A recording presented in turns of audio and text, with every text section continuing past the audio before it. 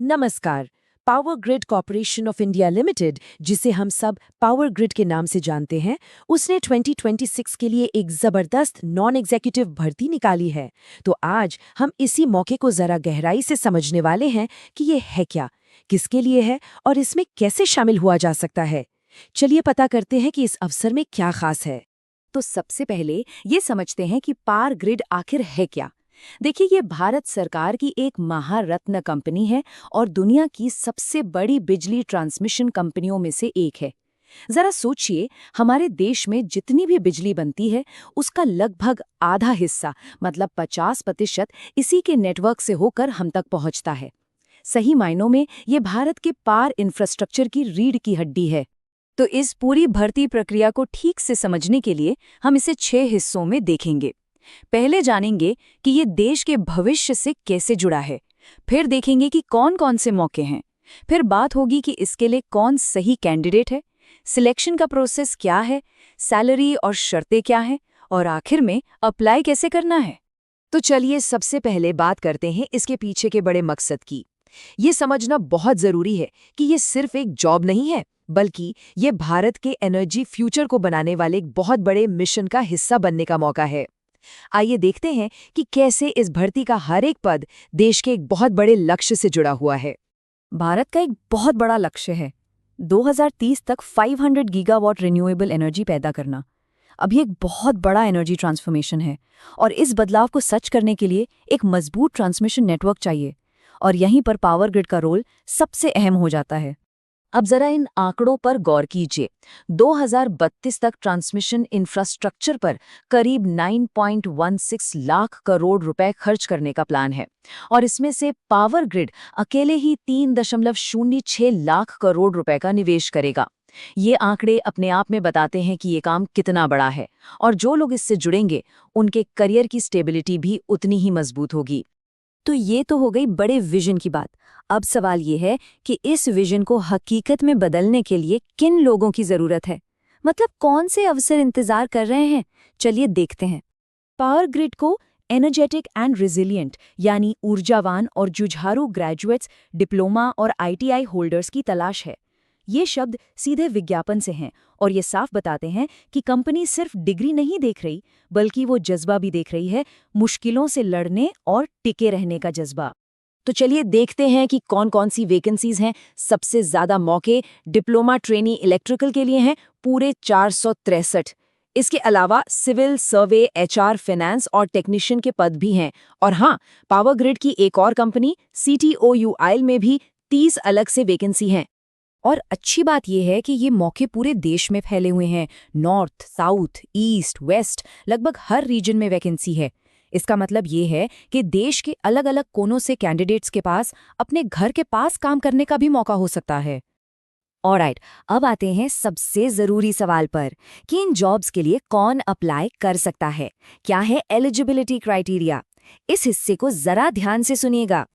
यहाँ एक बहुत ही खास और ज़रूरी नियम है जिसे समझना बहुत इम्पॉर्टेंट है। इन पदों के लिए हायर क्वालिफिकेशन वाले लोग अप्लाई नहीं कर सकते। मतलब अगर पोस्ट डिप्लोमा वालों के लिए है तो बीटेक या बीई डिग्री वाले अप्लाई नहीं कर सकते। इसी तरह अगर पोस्ट ग्रेजुएट के लिए है तो पोस्ट ग्रेजुएट डिग्री वाले अप्लाई नहीं कर सकते। ऐसा इसलिए ताकि सही क्वालिफिकेशन वाले लोगों को ही मौका मिले। एज लिमिट की बात करें तो अपर एज लिमिट 27 साल रखी गई है कट ऑफ डेट के हिसाब से। हाँ, जो रिजर्व्ड कैटेगरीज हैं जैसे SC, ST, OBC और PWBD, उनके लिए सरकारी नियमों के मुताबिक छूट का भी प्रावधान है। ठीक है, तो मान लीजिए कि कोई एलिजिबल है, तो फिर अगला स्टेप क्या है, सिलेक्शन कैसे होगा। चलिए अब इस पूरे प्रोसेस को स्टेप बाय स्टेप समझते हैं। रिटन टेस्ट से लेकर अपॉइंटमेंट लेटर मिलने तक का सफर। प्रोसेस एकदम सीधा साधा और ट्रांसपेरेंट है। सबसे पहले होगा एक रिटन टेस्ट जो कंप्यूटर पर होगा। इसके बाद कुछ पोस्ट के लिए एक स्किल या ट्रेड टेस्ट भी है, लेकिन वो सिर्फ पास करना होता है, उसके नंबर फाइनल में नहीं जुड़ते। फिर होगा डॉक्यूमेंट वेरिफिकेशन, मेडिकल एग्जाम और बस आखिर में अपॉइंटमेंट लेटर। अब जो ये रिटन टेस्ट है इसमें 2 हिस्से होंगे। पहले पार्ट में टेक्निकल या प्रोफेशनल नॉलेज से जुड़े 120 सवाल होंगे और दूसरे पार्ट में एप्टीट्यूड के 50 सवाल। और हाँ, एक बात का खास ध्यान रखना है, नेगेटिव मार्किंग भी है। हर गलत जवाब पर 1/4 नंबर कट जाएगा। चले अब उस टॉपिक पर आते हैं जिसका सबको बेसब्री से इंतजार रहता है, सैलरी और बेनिफिट्स। आखिर इतनी मेहनत का फल क्या मिलेगा? साथ ही ये भी जानेंगे कि इस जॉब के साथ क्या कमिटमेंट जुड़ी हैं। और पैकेज वाकई जबरदस्त है। 1 साल की ट्रेनिंग पूरी करने के बाद जूनियर इंजीनियर या ऑफिसर लेवल पर सालाना CTC यानी कॉस्ट टू कंपनी करीब 12.7 लाख रुपए का होगा और जूनियर टेक्नीशियन का भी करीब 10.9 लाख रुपए। ये वाकई एक बहुत ही शानदार पैकेज है। अब इतने अच्छे मौके के साथ एक कमिटमेंट भी जुड़ी है, वो है सर्विस एग्रीमेंट बॉन्ड। इसका सीधा सा मतलब है कि सिलेक्ट होने वाले कैंडिडेट्स को एक एग्रीमेंट साइन करना होगा कि वो ट्रेनिंग पूरी करने के बाद कम से कम 3 साल तक पावर ग्रिड के साथ काम करेंगे। तो ये बॉन्ड अमाउंट कितना है? ये पोस्ट और कैटेगरी के हिसाब से अलग-अलग है। जनरल, OBC और EWS कैंडिडेट्स के लिए, डिप्लोमा और ऑफिसर ट्रेनी पोस्ट के लिए ये 2.5 लाख है और SC, ST, PWD कैंडिडेट्स के लिए 1.25 लाख रुपए। टेक्नीशियन पोस्ट के लिए अमाउंट इससे भी कम है। तो अब हम आ गए हैं सबसे आखिर में। अगर ये सब सुनकर लगता है कि ये मौका बिल्कुल सही है और कोई इसके लिए अप्लाई करना चाहता है, तो फिर अगला कदम क्या लेना है, कैसे और कब? ये डेट्स बहुत इंपॉर्टेंट हैं, तो इन्हें नोट कर लीजिए। एप्लीकेशन शुरू होंगी 20 अप्रैल 2026 से और आखिरी तारीख है 11 मई 2026। एज लिमिट भी इसी तारीख से गिनी जाएगी और क्वालिफिकेशन के लिए कट ऑफ डेट 15 जुलाई 2026 है। एप्लीकेशन फीस की बात करें तो वो 300 रुपए है और जूनियर टेक्नीशियन ट्रेनी के लिए 200 रुपए। और अच्छी खबर ये है कि SC, ST, PWBD और एक्स सर्विसमैन कैंडिडेट्स के लिए कोई फीस नहीं है। अप्लाई करने के लिए सीधे पावर ग्रिड की वेबसाइट पर जाना है।